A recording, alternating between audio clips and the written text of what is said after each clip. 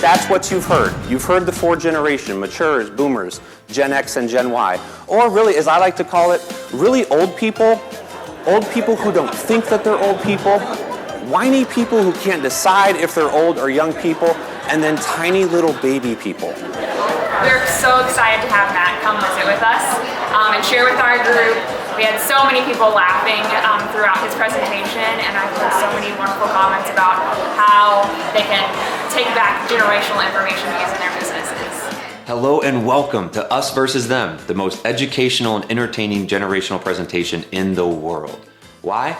Because after poking fun at all the stereotypes we have about young workers, old workers, and everyone in between, I will show you how to recognize and resolve every generational issue that you're currently facing.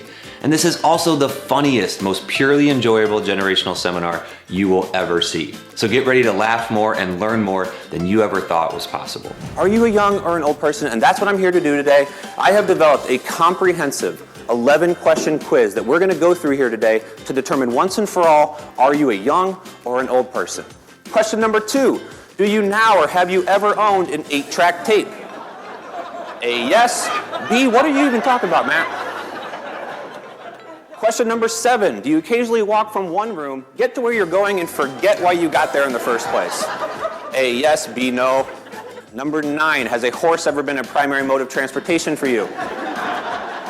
I know you're getting sick and tired of hearing about how the world is changing faster than ever before.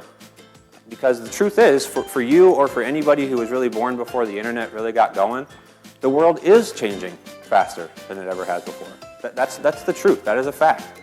But for some of the people you work with, some of the younger folks today, the world is changing at exactly the same pace that it always has. It's why they like it. It's because that's all they've ever known. It's all they've ever had.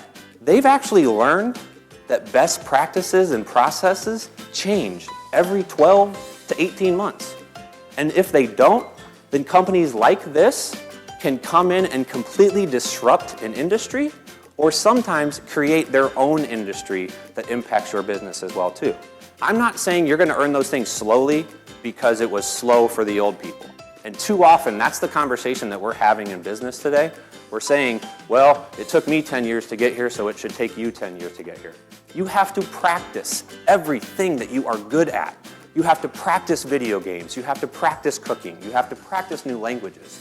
And the same can be said for our careers. They all generally work the same way. You start, you screw up a few times, you learn from that, and if you're smart and you're focused and you don't give up, you will continue to advance. The reason the old people generally move a little bit slower on things is because the longer you've been around, the more that you've seen fads like this and others come and go, right? Some things look great on paper and they fail to materialize. Other things are just doomed from the start. But for the young folks, when you have these new great ideas that you're bringing and you're sharing with some of the older people that you work with, just because the old people don't jump up and down and get all excited with you about it, doesn't mean that they don't like your idea. It just means that they might need a little bit more time to process it and think about it than you do.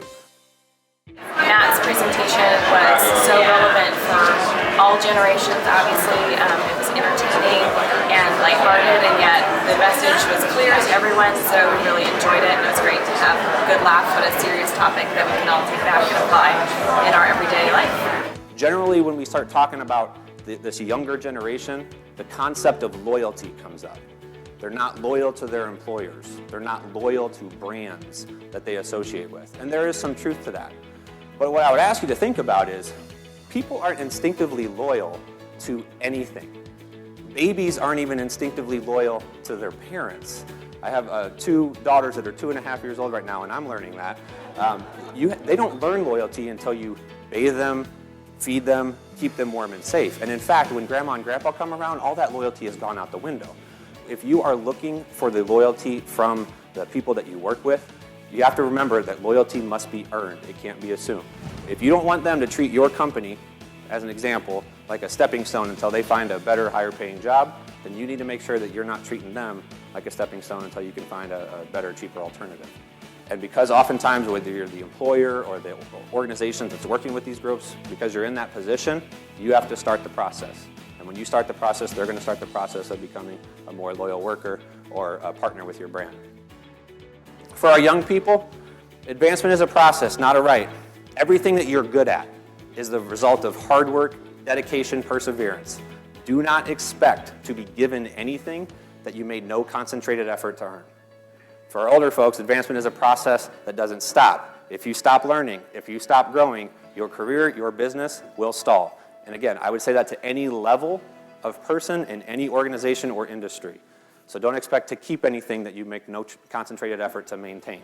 I want to give you your one sentence takeaway from our talk today. It's Twitter approved. You can get it up there. No matter what generation you are a part of, you do not know everything that there is to know. Folks, we need each other. We need each other badly. And that's because no one group of people has a monopoly on knowledge. If we're being honest with ourselves, it's not the 4 generations. There's only 2 groups that you put people into. You are either a young person or an old person, and that's it.